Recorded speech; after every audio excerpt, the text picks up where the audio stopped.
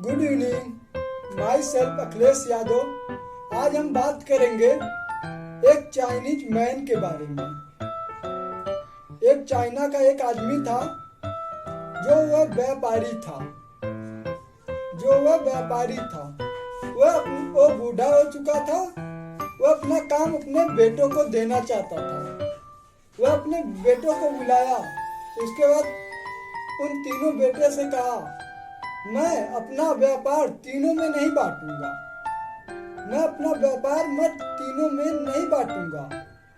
मैं तुम तीनों का इम्तिहान लूंगा। जो उसमें जीत गया उसी को मैं अपना सारा व्यापार दे दूंगा।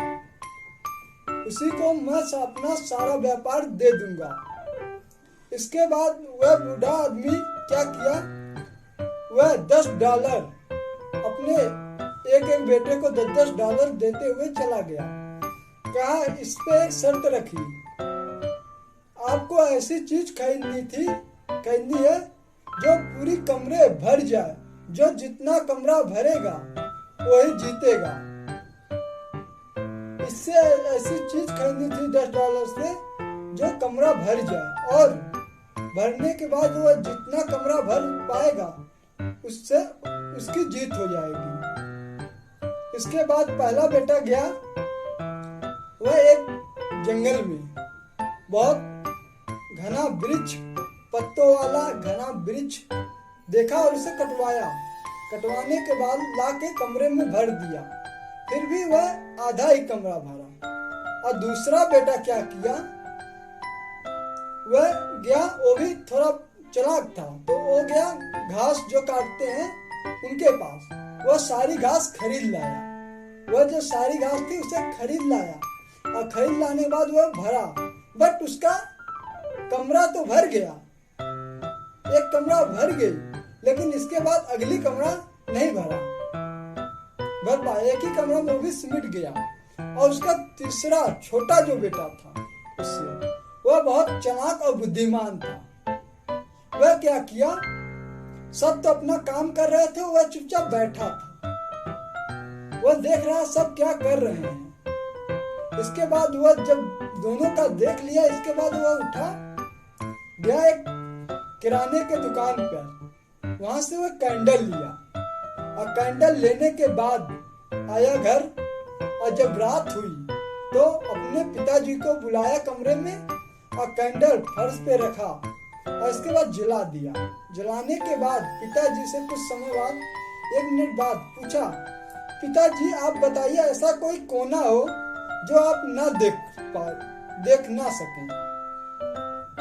कमरे में ऐसा कोई कोना बता दीजिए जहां आपको दिखाई ना दे।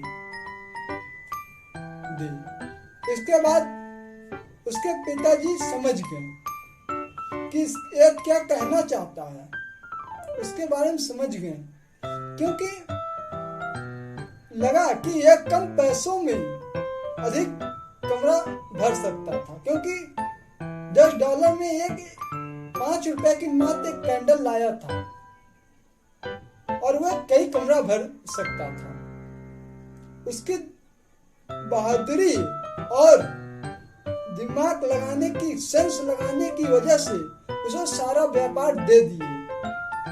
और ऐसे हम सबके भी साथ होता है।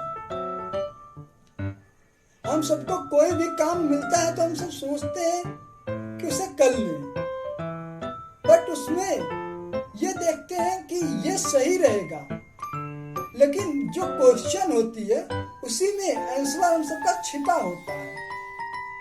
क्वेश्चन में आंसर, जैसे इसका था तो उसी में आंसर था, क्वेश्चन में वो समझ गया। लेकिन बहुत लोग होते हैं इसके बाद घूमने लगते हैं, खोजने लगते हैं कहाँ मिलेगा ये चीज। ध्यान नहीं लगाते, ध्यान से सोचते नहीं है, सेंस नहीं लगाते। और कुछ लोग होते हैं अपना जो काम होता है वह शरीर के जो एक गला है इसके नीचे से काम करते हैं। और कुछ होते हैं जो यहाँ गले के ऊपर का से काम करते हैं, और जो इसके गले के ऊपर से काम करता है, दिमाग लगाता है, अपना सेंस लगाता है, वह आगे निकल जाता है। देखे होंगे मार्केट में बोरी उठाने वाला भी होता है, वह पूरा मेहनत दिन रात करता है, ईंटें उठाने वाले होते हैं, फिर भी वह इतना मेहनत करते हैं लेकिन वह अमीर नहीं बन पाते हैं, बस अपना खुद का खर्चा मैनेज कर लेते हैं, उतना ही। लेकिन एक इंसान मेहनत भी नहीं करता उतना, उन सब के कितना, बस अपने दिमाग को डेवलप करके और सेंस लगाकर, दिमाग को ग्रोथ करके वह अच्छा खासा इनकम कर लेता है। कितनी बड़ी बात है सोचने में। वह अच्छा खासा इनकम कर लेता है और देखेंगे जो अधिक मेहनत करता होगा किसी भी कंपनी में वह कम पैसा कमाता होगा, और जो चुपचाप चेयर पे बैठा होगा बस पेन कलम से लिख देता होगा, बता देता होगा, उसकी अधिक सैलरी रहती है। बस यही होता है। और ये चीज हम सबके लाइफ में भी है। हम सब स्कूल जाते हैं पढ़ने के लिए, उसमें भी कई प्रकार के सेंस लगाते हैं। कुछ लोग तो सर्टिफिकेट के पीछे भागते हैं और कुछ लोग को तो पता भी नहीं होता मैं क्यों जा रहा हूं, मैं क्यों जा रहा हूं स्कूल। और कुछ होते हैं जो उसमें से मात्र जैसे 100% लेके चले 100 बच्चे, तो 100 बच्चे में से 80 बच्चे जो होंगे उन्हें पता होता कि मैं स्कूल क्यों जा रहा हूं,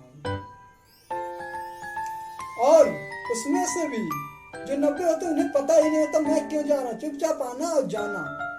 और उसमें से भी 5% जो होते हैं उनके वह सर्टिफिकेट के पीछे नहीं भागते, वो अपनी क्वालिटी और टैलेंट स्किल के पीछे भागते हैं, क्योंकि उन्हें पता होता है मेरे पास क्वालिटी टैलेंट स्किल है तो मैं कहीं भी दुनिया में सरवाइव कर सकता हूं। क्योंकि आप लोग सुने होंगे कि ज्ञानी इंसान, जो ज्ञानी इंसान होता है वह कहीं भी जाके अपनी अच्छाइयाँ बांट देता है। किसी भी देश में जाए, किसी भी कोने में उसे लोग पहचान लेते हैं क्योंकि उसके पास ज्ञान है।